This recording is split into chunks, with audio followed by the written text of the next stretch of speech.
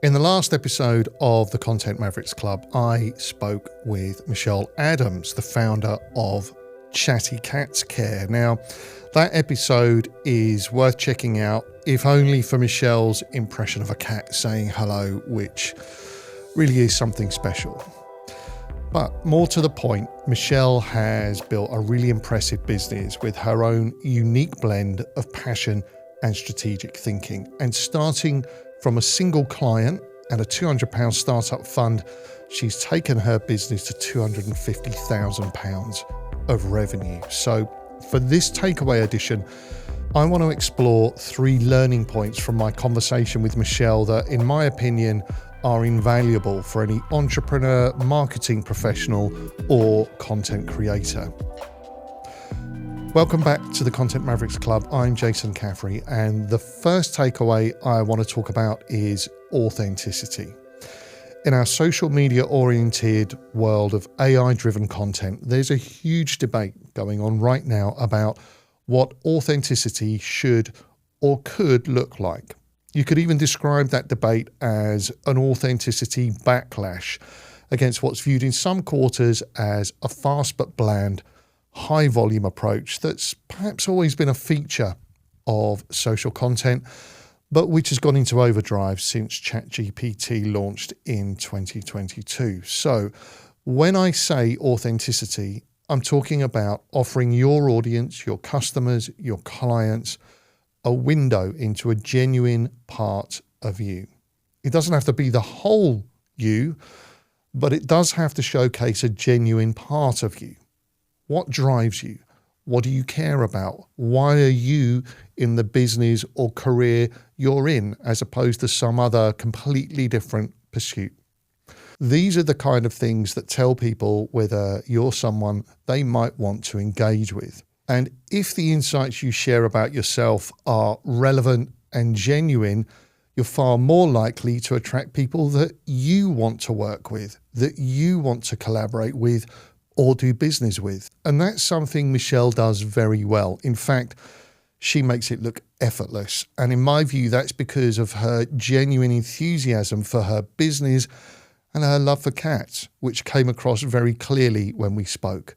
For Michelle, Chatty Cats Care is about building something meaningful for herself and for her clients. And yes, that absolutely means generating a profit and supporting Michelle's lifestyle.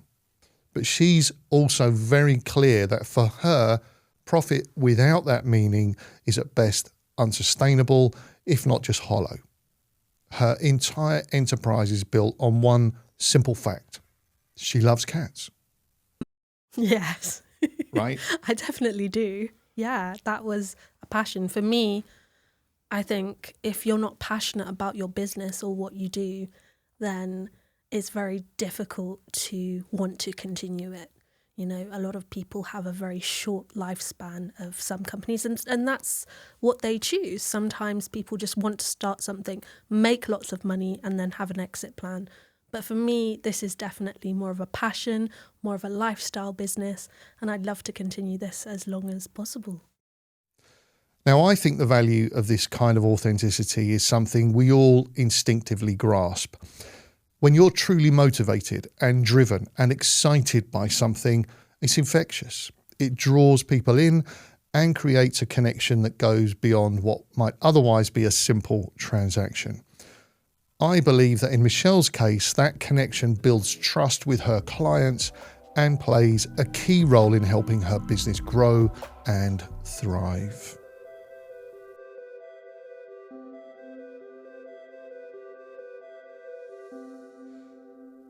Takeaway number 2 is mastering a multi-platform content strategy. Now, this is something I share with a measure of caution and with one huge caveat, which is that I am not here to tell you that you need to be omnipresent on every possible channel. Quite the opposite. In my view, the most important consideration here is bandwidth. If you only have the capacity to build an audience on one channel, choose the channel that's most relevant to your target client, then stick to that channel and focus on building an engaged audience. That said, Michelle's approach to social media offers some valuable learning. She tailors her content for different audiences on different platforms, and she has a clear purpose for each channel. For instance, the Chatty Cats Care Instagram channel is very well developed, and it's perfect for showcasing those adorable cat videos and kitty pics. On TikTok, I love it that Michelle uses her personal account for personal branding, and that her travel content is also useful upstream marketing for her cat care business. LinkedIn is where she connects with fellow professionals, building her network and exploring potential business opportunities. And Facebook is where she connects with her community and reaches an older demographic that's a crucial part of her client base.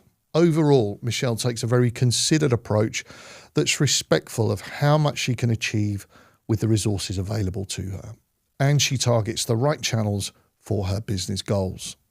So I have two separate TikTok accounts. One is a personal account where I speak about business, I give tips to people, I talk about the networking events I've attended, I talk about travel, because for me, travel is something I'm passionate about as well. I travel a lot. I've probably been to around 50 countries, and it's something that is very closely linked with my business, because we rely on people traveling and going to wonderful destinations, and then they book our services. So if I can give travel inspiration, people then book travel, holidays, and they also need a cat sitter. So it works well. So in a way, I'm kind of trying to sell a lifestyle. My final takeaway for this edition is something that I've not always done a good job of myself, but increasingly recognise the need for. I'm talking about prioritising self-care. Now, as a recent convert to this mindset, I've become aware of the cost of not giving appropriate respect to your own needs. And Michelle's journey highlights the importance of looking after yourself, especially perhaps as a founder or any kind of solo creator or entrepreneur. There persists a 5 a.m. culture that says caning it 24/7 is not just the only way to succeed, but that anything less than like destroying the gym before breakfast and then closing a massive deal by 9 a.m. is just a failure. Now, maybe that works for some people, and if you're one of them, great, keep doing what you're doing. But I am entirely unconvinced. And so for the rest of us, it's instructive to remind ourselves how easy it can be to get caught up in the hustle. When I first started the business, well, it was during the lockdown, so there wasn't that much to do anyway. So I had a lot of time to focus on working on the business. But as time went on, I realised that it was taking a toll on me. I felt almost obligated that I had to work on my business continuously for it to be successful. I felt pressured to answer client emails straight away, even in the middle of the night sometimes. And I had a partner at the time, and sometimes we would clash because he would be like, you know, I've come here to spend time with you. Personal partner. Yes, a personal right, partner. yeah. And then, I'm just working on my laptop. And he was like, you know, it's not fair. Well, I would be like, well, you don't understand because you don't have a business. Like, this is what I have to do. But I realized that it was just taking a toll on me. And I felt like it started to become counterproductive. As much as I was able to answer client emails quickly and work on other things, I was feeling completely burnt out. So I really started to set boundaries for myself. At a certain time in the evening, I'm like, nope, not opening the laptop, not answering any emails, unless I have to, unless I haven't had time during the day to do anything and I'm going to go on for maybe like an hour and do some work. But I started to, you know, like I said, set myself boundaries and then also really work on my self-care, like I've said as well. And I feel like the gym really helps me to stay on top of things. It's not just for, you know, aesthetic purposes. I'm not just aiming to get a gym body, although that would be nice. I'm feeling very conscious of my single pack? What do you call a one pack? Don't be conscious at all. Don't be conscious. I do it for my mental health, and it really helps me because I feel like I can get out any stress, because sometimes, the gym is tough. It's not easy. So you really have to push yourself. And I feel like by pushing myself in the gym, it motivates me to push myself for my business, but also to have those strong boundaries as well, which is a discipline, because it can be easy and very tempting to overwork. It's a lesson that many of us learn the hard way. We sacrifice our well-being in the name of success. But study after study shows what this is doing to us. A 2024 report by Mental Health UK suggested that 9 out of 10 UK adults had experienced high or extreme levels of pressure or stress in the past year. And a 2022 study by the employee experience platform Lumaps found that 88% of the UK workforce had experienced burnout in the previous 2 years. 88%. Now, whatever it is you want to achieve, that is a sobering figure. Extreme stress and burnout aren't just bad for you, they're bad for your business as well. So if you take nothing else out of this episode, take a leaf out of Michelle's book. Her commitment to self-care, to setting boundaries, to prioritising her mental and physical health, that's what allows her to show up as her best self consistently in both her personal life and her business. So those are the 3 takeaways for this episode: authenticity, multi-platform strategy, and self-care. A kind of slightly odd combination in some respects, but I hope these insights have given you as much to think about as they have for me. If you want to dive deeper into the learning from this episode and find out more about Michelle's journey with her business, make sure you check out the full interview with Michelle, which is available now.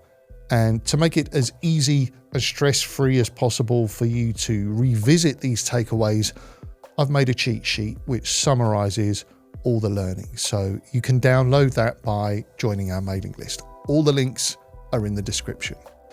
And if you've enjoyed this episode, please like, subscribe, and leave a review. It's a quick and easy way to support the show. In the next episode of the Content Mavericks Club, I speak with Mark Walmsley, the founder of the Arts and Culture Network, which is a thriving networking business for arts professionals that grew out of a forgotten LinkedIn group. Thanks for joining me, Jason Caffrey, for this Takeaways edition of the Content Mavericks Club. Until next time, goodbye.